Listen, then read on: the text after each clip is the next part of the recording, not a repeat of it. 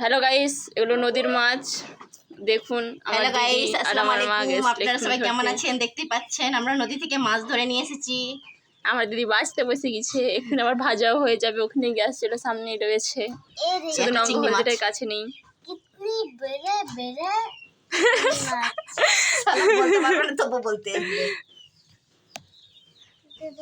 কথা শিখে না, কথা বলতে আসছে। দেখছেন গাইস,